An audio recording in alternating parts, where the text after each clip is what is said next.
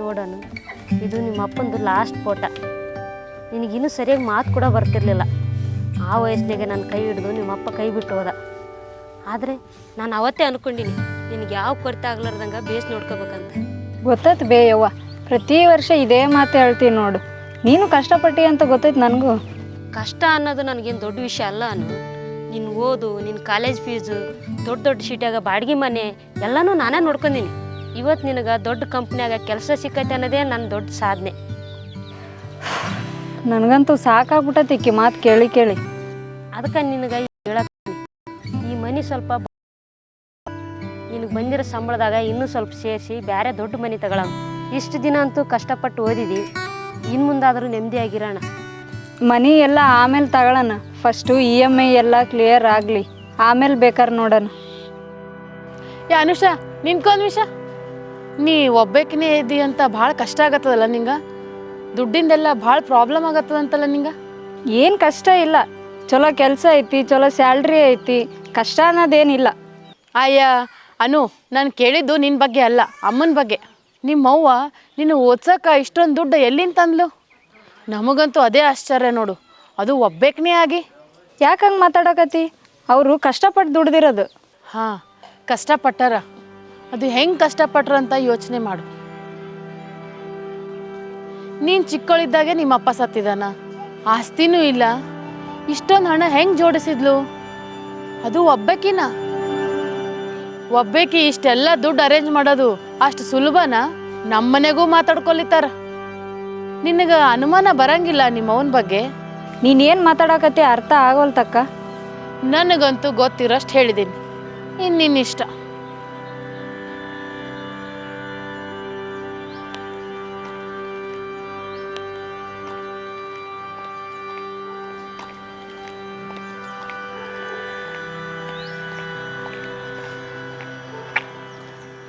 ಅನು, ಒಂದು ನಿಮಿಷ ನಿಂದ್ರ. ಯಾಕೆ, ಏನಾಯ್ತು? ನಿನ್ನೆಯಿಂದ ಒಂದು ಥರ ಅದೆಯಲ್ಲ, ಏನಾಯ್ತು ಹೇಳ? ಈ ಥರ ಡಲ್ ಆಗಿರಕ್ಕೆ ನಾನು ಹೊಸಬ್ನೇನು? ಏನಾಯ್ತು ಹೇಳ? ರವಿ, ನನಗೆ ಏನು ಮಾಡ್ಬೇಕಂತಲೇ ಅರ್ಥ ಆಗ್ತಿಲ್ಲ. ನಮ್ಮಮ್ಮನ ಬಗ್ಗೆ ನನಗೆ ಕೆಲವು ವಿಚಾರಗಳಲ್ಲಿ ಭಾಳ ಗೊಂದಲ ಉಂಟು ಮಾಡ್ತಿದ್ದವು. ಏನು, ನಿಮ್ಮ ಅವ್ವನ? ಅಯ್ಯ, ಲಲಿತಾ ಆಂಟಿ ಬಗ್ಗೆ ಹಿಂಗೆ ಥರ ಮಾತಾಡ್ತಿಲ್ಲ ನೀನು? ಲಲಿತಾ ಆಂಟಿ ನಿನ್ನ ಎಷ್ಟು ಚೆನ್ನಾಗಿ ನೋಡ್ಕೊಂಡ್ರ ಗೊತ್ತಾ? ಅವರು ಭಾಳ ಒಳ್ಳೆಯವ್ರದಾರ. ಅದೇ ರವಿ, ನನಗೆ ಪ್ರಾಬ್ಲಮ್ ಆಗ್ತಿರೋದು. ಹಾಸ್ಟ್ಲಲ್ಲೂ ಓದಿಸಿದ್ರು, ಮತ್ತು ಕಷ್ಟಪಟ್ಟು ಇಂಜಿನಿಯರಿಂಗ್ ಕೂಡ ಓದಿಸಿದ್ರು. ಆಸ್ತಿನೂ ಇಲ್ಲ, ಸ್ವಂತ ಮನೆ ಕೂಡ ಇಲ್ಲ. ಅಂಥದ್ರಲ್ಲಿ ನನ್ನನ್ನು ಇಷ್ಟೆಲ್ಲ ಓದಿಸಿದ್ರಲ್ಲ, ಎಲ್ಲಿಂದ ಬಂತು ದುಡ್ಡು? ಅದೇ ನನಗೆ ಪ್ರಶ್ನೆ ಕಾಡ್ತಿರೋದು. ನನ್ನ ಫ್ರೆಂಡ್ ಒಬ್ಬಳು ನೋಡೋಣ, ನಿಮ್ಮಮ್ಮನು ನಮ್ಮಂಗೆ ಬಡ ಕುಟುಂಬದವರು. ಸಣ್ಣವರಾಗಿದ್ದ ಅಷ್ಟೊಂದು ದುಡ್ಡು ಕೂಡಾಕೋದು ಅಷ್ಟು ಸುಲಭದ ಮಾತಲ್ಲ. ಅಂದರೆ ನೀನೇನು ಹೇಳಕತ್ತಿ ರವಿ? ಹೇಳಕ್ಕೆ ಭಾಳ ಕಷ್ಟ ಆಗ್ತದೆ. ಆದರೆ ಸಮಾಜದಾಗ ಕೆಲವೊಮ್ಮೆ ನಮ್ಮ ಜನರನ್ನ ಚಲೋ ಬೆಳೆಸೋಕೆ ಅನಿವಾರ್ಯವಾಗಿ ಕೆಲವನ್ನ ಹೊಂದಾಣಿಕೆ ಮಾಡ್ಕೋಬೇಕಾಗತ್ತೆ. ಅದ್ರಾಗ ನೀನು ದೊಡ್ಡಕ್ಕಿದೆ, ಅರ್ಥ ಮಾಡ್ಕೊ.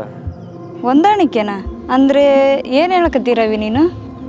ಅಮ್ಮ ಏನಾದರೂ? ನನಗೂ ಸರಿಯಾಗಿ ಗೊತ್ತಿಲ್ಲ, ಆದರೆ ನನಗೂ ಒಂದು ಅನುಮಾನ ಐತಿ. ನಿನ್ನ ಓದ್ಸಕ್ಕೆ ಮತ್ತು ನಿನ್ನ ಸೌಕರ್ಯಕ್ಕೆ ಅವರು ಸಾಲ ಮಾಡ್ಯಾರೋ ಇಲ್ಲ ಇನ್ನೇನಾದ್ರು ತ್ಯಾಗ ಮಾಡ್ಯಾರೋ ಯಾರಿಗೆ ಗೊತ್ತಾ? ಆದರೆ ಕೆಲವೊಮ್ಮೆ ನಮ್ಮ ಬಗ್ಗೆ ಕೆಟ್ಟ ಮಾತು ಬರದೇ ಇರೋಕೆ ಸತ್ಯನ ಮರೆ ಮಾಯಿಸ್ಬೇಕಾಗತ್ತೆ. ಹಾಗಾದರೆ ನಮ್ಮಮ್ಮ ನನಗಾಗಿ ಏನಾದರೂ ತಪ್ಪು ಮಾಡಿದಾರಾ? ನನಗೆ ಗೊತ್ತಿಲ್ಲ ಅನು, ಆದರೆ ನೀವೊಂದು ಸ್ವಲ್ಪ ಯೋಚನೆ ಮಾಡ. ನಿನಗೆ ಯಾರೋ ಏನೋ ಹೇಳ್ಯಾರ, ನೀನು ಅದನ್ನು ತಕ್ಷಣ ತಳ್ಳಾಕ್ಬೇಡ. ಸತ್ಯನ ನಿಮ್ಮಮ್ಮನ ತಕ್ಕ ಕೇಳ್ಬೇಕು. ಈ ವಿಚಾರದಾಗ ಯಾರಿಗೂ ಸುಳ್ಳು ಹೇಳುವಂಥ ಅವಕಾಶನ ಕೊಡಬಾರ್ದು. ನನಗೆ ಗೊತ್ತಿರೋಷ್ಟು ನಾ ಹೇಳೀನಿ, ನನ್ನ ಬಗ್ಗೆ ಏನು ತಪ್ಪಾಗಿ ತಿಳ್ಕೊಬೇಡ. ನೀನೆಲ್ಲ ಹೊಂಟಿದೆ ಅನಿಸುತ್ತೆ, ಹೋಗು. ಸಾರಿ, ನಂದು ಸ್ವಲ್ಪ ಕೆಲಸ ಇದೆ, ಹೋಗ್ಬಿಡ್ತೀನಿ. ಹೋಬಾ.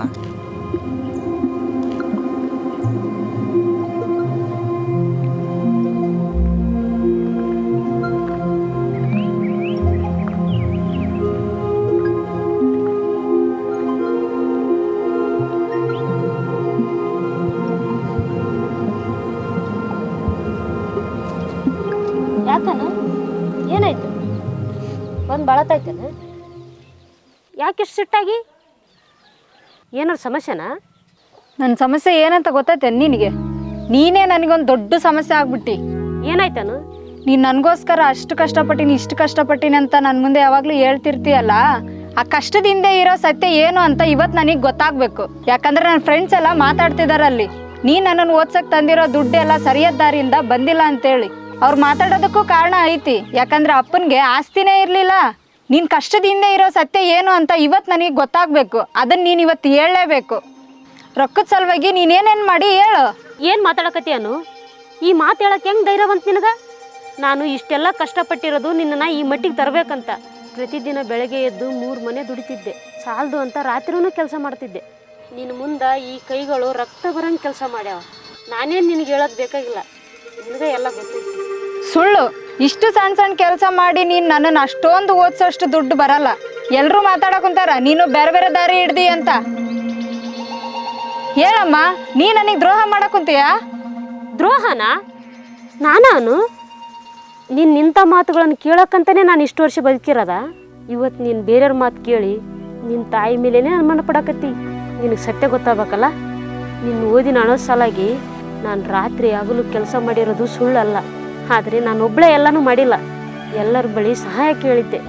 ಹಣಕ್ಕಾಗಿ ಯಾರಾದರೂ ತಪ್ಪು ದಾರಿ ಹಿಡಿಬೋದು, ಆದರೆ ನಿನ್ನ ತಾಯಿಯಾಗಿ ನಾನು ಹಿಡಿದು ದಾರಿನೇ ಬೇರೆ. ನಿನಗೆ ಸತ್ಯ ಗೊತ್ತಾಗಬೇಕಲ್ಲ, ಹೇಳ್ತೀನಿ ಕೇಳು.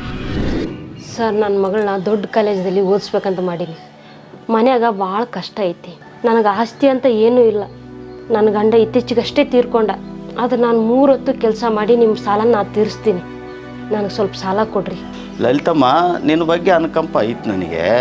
ಆದ್ರೆ ಏನು ಭದ್ರತೆ ಇಲ್ಲದೆ ನಾನು ಹೆಂಗೆ ಸಾಲ ಕೊಡ್ಲಮ್ಮ? ಏನಾದರೂ ಆಸ್ತಿ ಪಾಸ್ತಿ ಬೇಕಲ್ಲ ನನಗೆ. ನಿಮ್ಮ ಕೈ ಮುಗಿದು ಕೇಳ್ಕೊತೀನಿ ಸರ್. ನನ್ನ ಮಗಳ ಭವಿಷ್ಯ ಹಾಳಾಗತ್ತೆ. ನಿಮ್ಮ ಆಫೀಸಲ್ಲಿ ಏನು ಕೆಲಸ ಬೇಕಾದರೂ ಕೊಡ್ರಿ, ನಾ ಆ ಕೆಲಸ ಮಾಡ್ತೀನಿ. ನೋಡಿ ಲಲಿತಮ್ಮ, ನಿಮ್ಮ ಮನೆ ಬಗಲಾಗ ನಿಮ್ಮ ಅಣ್ಣ ತಮ್ಮರು ಇದ್ದಾರೆ, ಕರ್ಕೊಂಬ. ಅವ್ರನ್ನ ಕರ್ಕೊಂಬಂದು ಪಾಣಿ ಕೊಡು. ನಿನಗೆ ಸಾಲ ಕೊಡ್ತೀನಿ ಇಲ್ಲ ಅಂತಲ್ಲ. ಅವ್ರನ್ನ ಕರ್ಕೊಂಬಂದು ಪತ್ರ ಇಟ್ಟು ನೀನು ಸಾಲ ತಗೊಂಡು ಹೋಗ್ಬೋದು. ಇದು ನನ್ನ ಗಂಡಂದು ಕೊನೆ ನೆನಪು. ಇದನ್ನ ನಿಮ್ಮ ಹತ್ರ ಇಟ್ಕೊರಿ. ಇದನ್ನ ಇಟ್ಕೊಂಡು ನನಗೆ ರೊಕ್ಕ ಕೊಡ್ರಿ. ನಾನು ನಿಮ್ಮ ಸಾಲ ಕೊಟ್ಟಾಗ ನೀವು ನನಗಿದು ವಾಪಸ್ ಕೊಡ್ರಿ. ನನಗೆ ಕ್ಷಮಿಸಿಬಿಡಮ್ಮ. ರವಿ ಮತ್ತು ನನ್ನ ಫ್ರೆಂಡ್ ಹೇಳಿರೋ ಮಾತನ್ನು ನಾನು ತಲೆಯಲ್ಲಿ ತುಂಬ್ಕೊಂಡ್ಬಿಟ್ಟಿದ್ದೆ. ನನ್ನ ಕಣ್ಣಿಗೆ ನೀನು ಕಷ್ಟಪಟ್ಟಿರೋದು ಕಾಣಲೇ ಇಲ್ಲಮ್ಮ. ನೀ ನನ್ನ ದೇವ್ರಮ್ಮ, ನನಗೆ ಕ್ಷಮಿಸ್ಬಿಡಮ್ಮ. ನೀನು ಅಳಬೇಡ. ನನ್ನ ಮೇಲೆ ನೀನು ಅನುಮಾನ ಪಟ್ಟಿರೋದು ನನಗೆ ಭಾಳ ನೋವಾಗಿದೆ. ಇವತ್ತಿನಿಂದ ನೀನು ಬೇರೆಯವ್ರ ಮಾತಿಗೆ ಕಿವಿ ಕೊಡಬೇಡ. ನನ್ನ ಹೃದಯದಾಗ ನಿನ್ನ ಹೊರತು ಬೇರೆ ಯಾರೂ ಇಲ್ಲ. ನೀನು ಅನುಮಾನಿಸಿರೋದು ನನಗೆ ಭಾಳ ನೋವಾಗಿದೆ.